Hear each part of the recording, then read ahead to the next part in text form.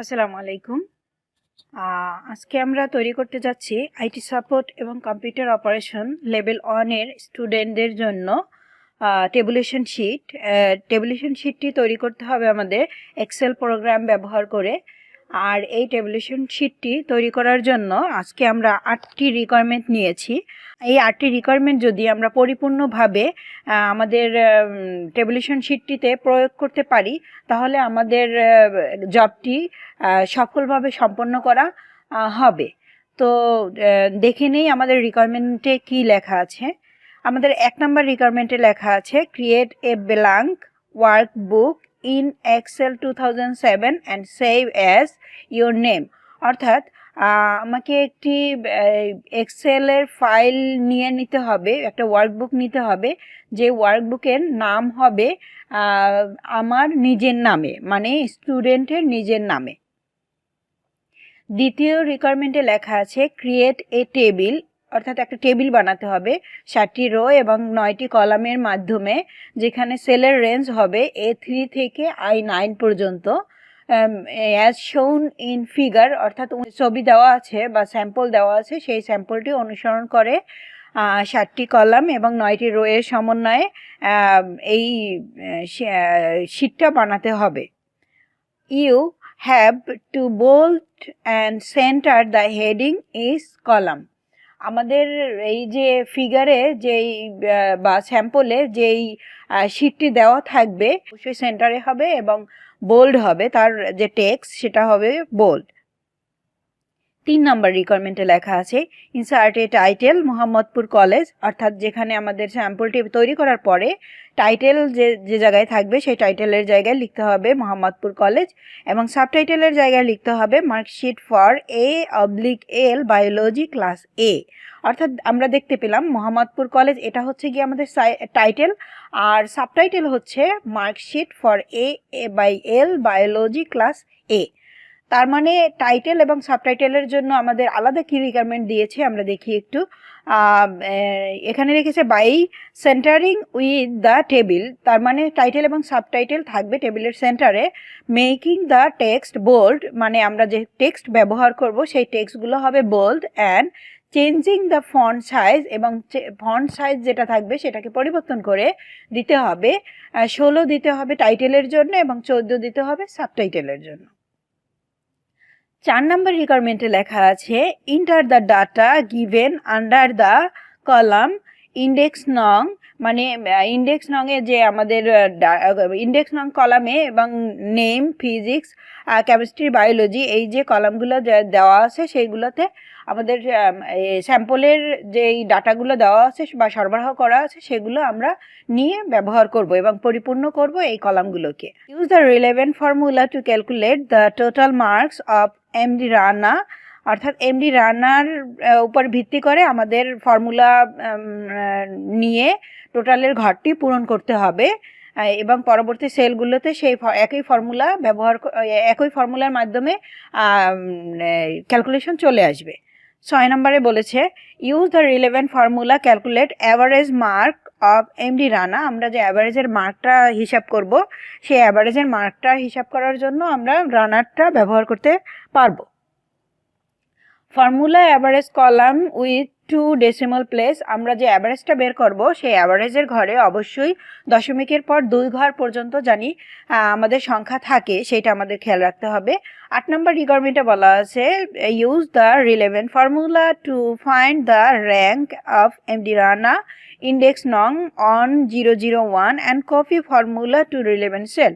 অর্থাৎ আমরা র্যাঙ্কটা বের করব অবশ্যই আমাদের এমডি রানার উপরে, এমডি রানার ঘরে আমাদের কার্সার রেখে টোটাল ফর্মুলা আমরা টাইপ করব এবং ফর্মুলা টাইপ করার পরে আমাদের যে ক্যালকুলেশন আসবে সেই ক্যালকুলেশনেরই রিপিট বা ক্যালকুলেশন অনুসারে বাকিদের ক্যালকুলেশনগুলো সম্পন্ন হবে। এখন চলুন আমরা স্যাম্পলটি দেখে নিচ্ছি।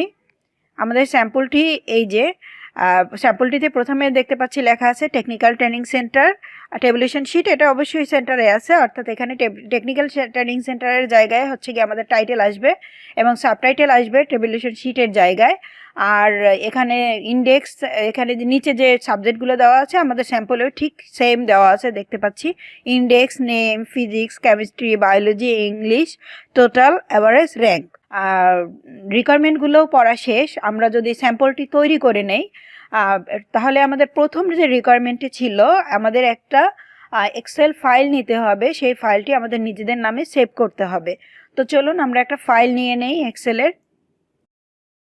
আমরা একটি ডেস্কটপে ফোল্ডার নিয়ে নিলাম নিজের নামে, সেই নামে ফোল্ডারটি ওপেন করার পর ফোল্ডারের ভিতরে রাইট ক্লিক করার পর নিউ থেকে মাইক্রোসফট এক্সেল ওয়ার্কশিটটি আমরা নিয়ে নিচ্ছি। তো আমাদের মাইক্রোসফট এক্সেলের ওয়ার্কশিটের নাম দিতে বলা হয়েছিল নিজেদের নামে। আমরা এখন স্যাম্পলটি এখানে তুলে নিচ্ছি।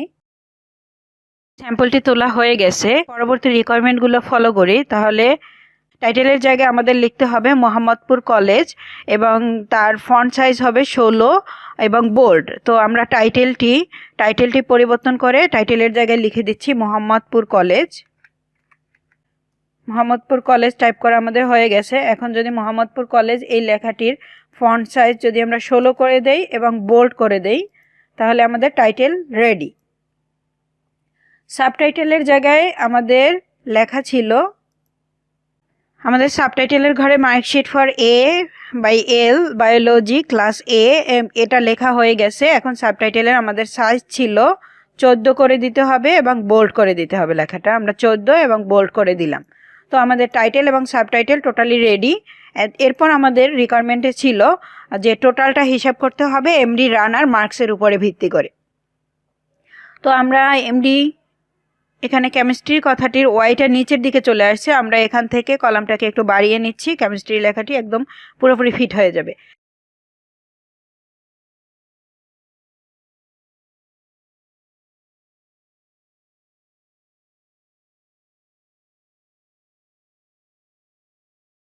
এই ফর্মুলাটা বা আমাদের এই গাণিতিক সমাধানটা একটা লজিক্যাল সমাধান, এর জন্য আমরা ব্যবহার করতেছি ইফ।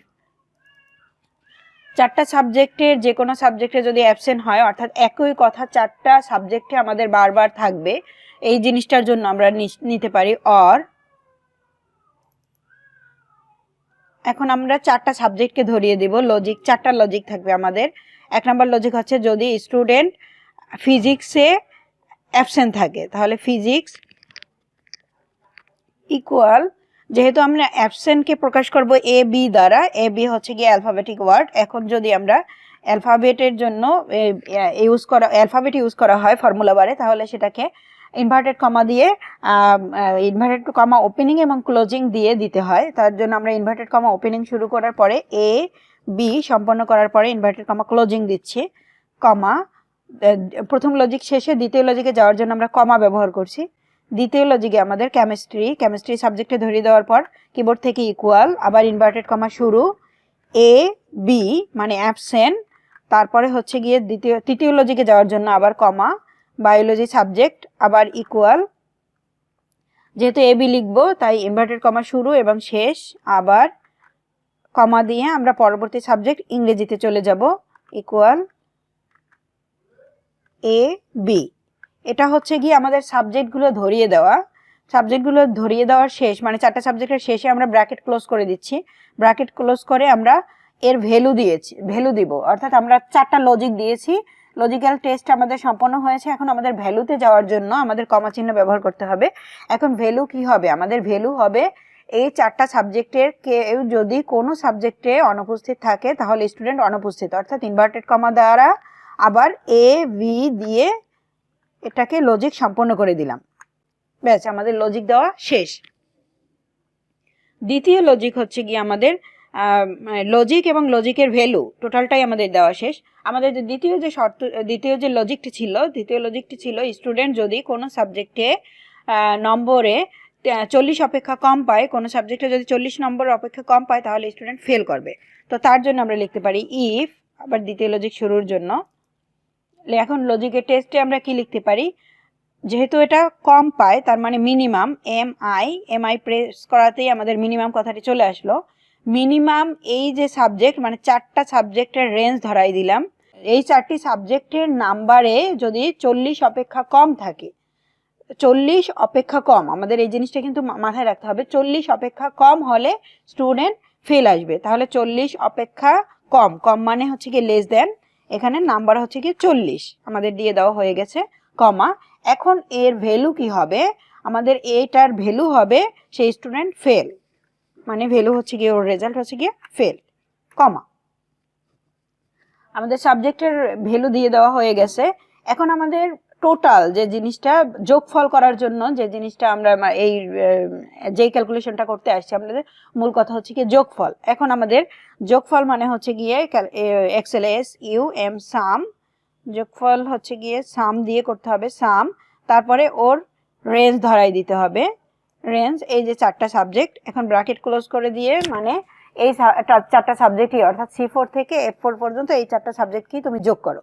এখন সামের ব্র্যাকেট একটা, আর আমাদের হচ্ছে গিয়ে আমাদের 2টা লজিক ছিল, একটা লজিকের ব্র্যাকেট 2টা লজিকের ব্র্যাকেট, তো এটা আমাদের মূল ব্র্যাকেট হচ্ছে গিয়ে 3টা ব্র্যাকেট সম্পন্ন করার পরে ইন্টারপ্রেস করলে আমাদের টোটাল চলে আসলো।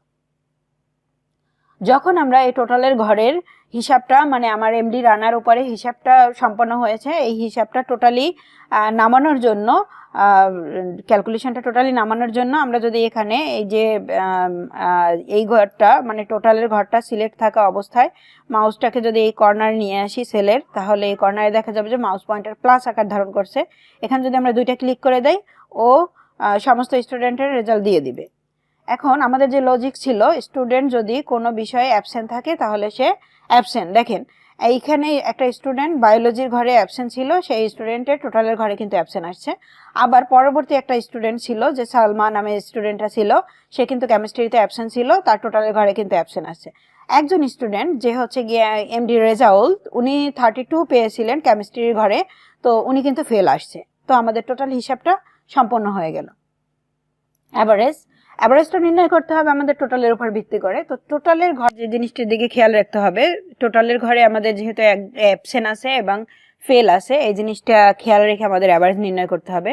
তাই অ্যাভারেজ শুরু করার জন্য ইকুয়াল লজিক্যাল কথা থাকবে, তার জন্য ইফ টোটালের ঘরে স্টুডেন্ট যদি অ্যাভারেজের ঘরে অ্যাবসেন্ট থাকে, তার জন্য আমরা ইনভার্টেড কমা দিয়ে লিখতেছি এ বি, যেহেতু অ্যাবসেন্ট আছে। এখন লজিক্যাল টেস্ট হয়ে গেছে, আমাদের লজিক্যাল ভ্যালু দেওয়ার জন্য, লজিকের ভ্যালু দেওয়ার জন্য কমা ব্যবহার করে ভ্যালু দিয়ে দিচ্ছি, তাহলে আসবে এ বি।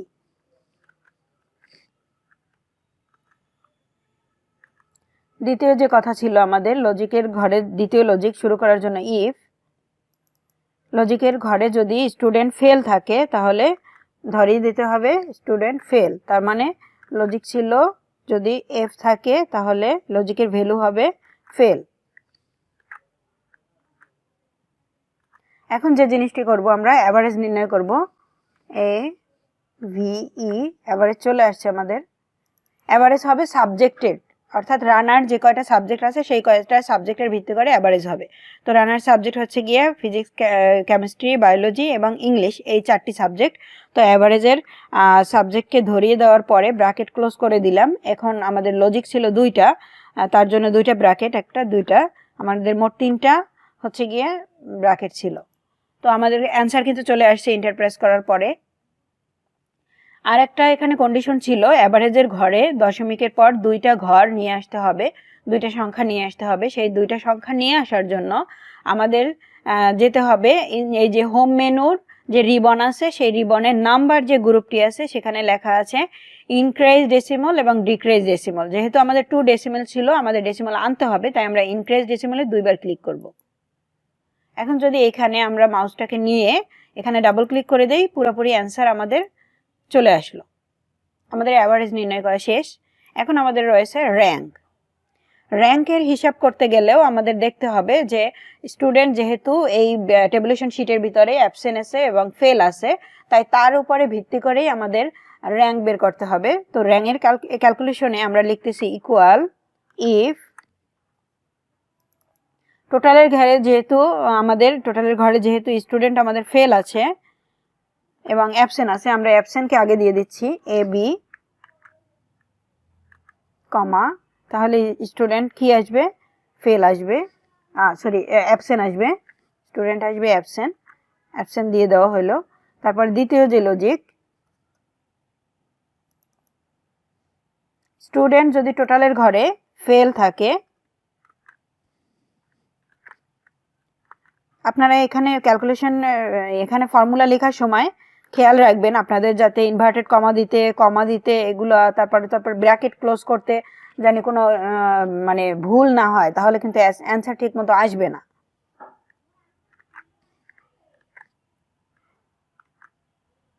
ফেল আসবে। এখন আমরা যে জিনিসটা নির্ণয় করতে যাচ্ছি র্যাঙ্ক, আর এখানে র্যাঙ্ক চলে আসছে, র্যাঙ্কে ডাবল ক্লিক করে দিলাম। ডাবল ক্লিক করে দেওয়ার পরে র্যাঙ্কের ঘর ধরিয়ে দিতে হবে। তো যেহেতু আমরা রানার টোটালের উপর ভিত্তি করে অ্যান্সারটি নির্ণয় করতেছি, তো এই প্রথম ঘরটা, তারপরে কমা চিহ্ন দিতে হবে, মানে প্রথম সেল, তারপরে কমা, তারপরে যতটুকু সেলের এগেনিস্টে আমরা করতেছি সেটাকে টোটালটা রেঞ্জ ধরিয়ে দিতে হবে, র্যাঙ্কের হিসাব হচ্ছে গিয়ে। এখন কোনোভাবে কোনো কমা বা কোনো ব্র্যাকেট ক্লোজ করা যাবে না, কিবোর্ড থেকে F4 প্রেস করতে হবে। তার কারণ হচ্ছে গিয়ে ডলার সাইন দিয়ে ওকে নির্দিষ্ট করে দেওয়া যে এতটুকুর ভিত্তিতে তুমি র্যাঙ্ক বের করো, সেটা আমরা F4 দিয়ে ওরে বুঝাই দিলাম যে এতটুকুর ভিত্তিতে তুমি রেজাল্ট দিবা আমাদেরকে। তো এরপরে আমরা কমা চিহ্ন দিলাম।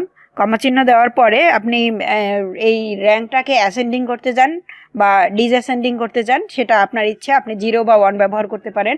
আমি 1 ব্যবহার করতেছি এবং ব্র্যাকেট সম্পূর্ণ করে দিচ্ছি। আমরা র্যাঙ্কের ব্র্যাকেট দিয়ে দিলাম এবং 2টা আমাদের লজিক ছিল, তাই 2টা ব্র্যাকেট দিচ্ছি, মানে টোটাল হচ্ছে গিয়ে 3টা ব্র্যাকেট দেওয়ার পরে আমরা ইন্টার প্রেস করছি, আমাদের কিন্তু র্যাঙ্ক চলে আসছে। আবার যদি এই সাইডে গিয়ে আমরা 2টা ক্লিক করে দেই, টোটাল র্যাঙ্ক আমাদের হিসাব হয়ে চলে আসবে। এখন আমরা দেখতে পাচ্ছি আমাদের টেবুলেশন শিটটি তৈরি করা হয়ে গেছে। টেবুলেশন শিটটি আরও সুন্দর করে দেওয়ার জন্য টোটাল শিটটিকে সিলেক্ট করার পরে এখানে যে ফন্ট গ্রুপ আছে, ফন্ট গ্রুপের এখানে নো বর্ডার আছে, এখানে বর্ডারে ক্লিক করে যদি আমরা অল বর্ডার দিয়ে দেই, তাহলে আমাদের টেবুলেশন শিটটা দেখতে আরও সুন্দর হবে।